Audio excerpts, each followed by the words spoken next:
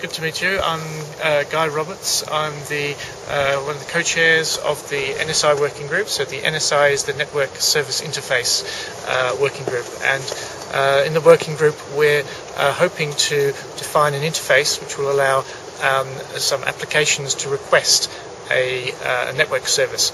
A network service, in my mind, is a connection, typically a connection which may be used by a computing service, maybe to connect to computing middleware, will allow, say, computing resources or databases to be reached.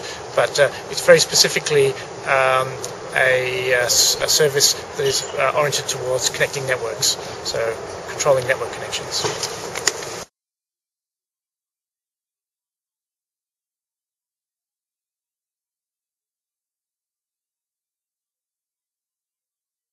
Right, well, we have quite a wide variety of participants within the working group, and those participants come from a range of areas. We have very strong participation in research networking groups, so typically within the United States and Europe, each country will have a research network, and the research networks are networks which are used by education institutions and researchers for connectivity, universities and so on. And within those groups, there's typically quite strong participation in research activities, and so some of these research groups include Phosphorus, G Lambda, Autobahn, DCN. So these are research projects oriented towards solving the problem of dynamic allocation or dynamic requesting of network services.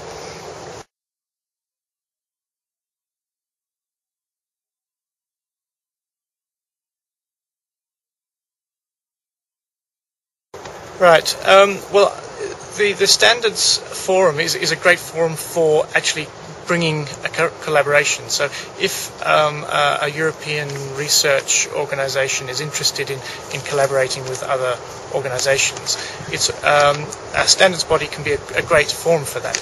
And it may just be in the form of participation in research groups, so or it could be in a working group. So there are two types of groups in OGF. There's research groups which are researching new technologies and new areas, and working groups which are much more focused towards standardizing, producing a standard. Now, if research groups don't have a clear sort of objective in terms of knowing where they want to go with standardization, I would recommend participating in a research group, because the research groups are great points for collaboration, meeting other like-minded groups internationally. So that would be a great starting point.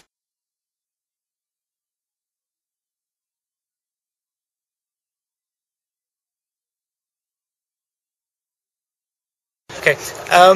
Within the research groups that I mentioned, Phosphorus and so on, G Lambda, a lot of these are very research network oriented. So these are not contributors that have necessarily strong commercial backgrounds. And in general, OGF does have a very strong research user base, if you like, and so a lot of researchers are involved, and so I think it is, in that sense, it makes a great forum for European researchers to come and meet other groups and so on. But I see a very clear distinction in focus between the commercial contributions to the working groups and the research contributions. The commercial contributions tend to be very much more focused towards getting out a standard quickly and enabling technologies with a clear focus on a well-defined set of users. Research groups don't necessarily have a user base predefined, so the research is looking forward to what new technologies can I make, and how can those technologies add and make something new, and then maybe the users will come and find those standards, you see. So there is a different focus depending on whether it's a commercial or a research environment.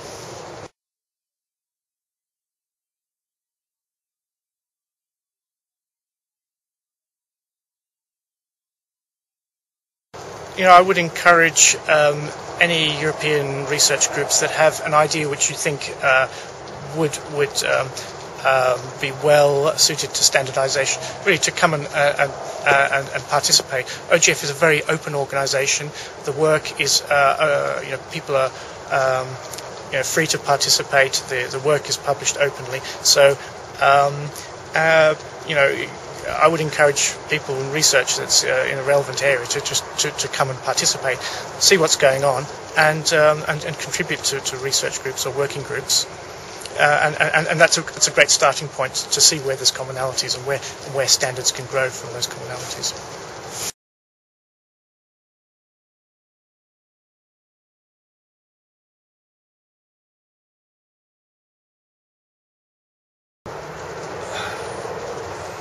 It's the question really of what. There's an issue here about what do standards bring to research, and what does research bring to standards? And I think that's an interesting question. And sometimes it's very easy for a research group to say, oh, standards are the answer. If I standardize this, then everybody will use it. And that may be the case, may not be the case.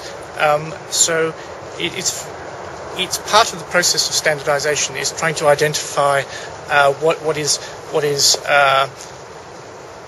where the user groups may be, and to really identify what's novel and how it fits into an existing standard. So it's all very well coming up with something which is slightly different and standardizing it completely. You have to really understand complete standards context for your ideas. The process of standardization will help to bring people together. It will bring research groups together, and because it forms a standard in which many communities can interwork, different projects can belong together. So it brings some solutions there, but it doesn't necessarily bring users. Standardization doesn't bring users in and of it.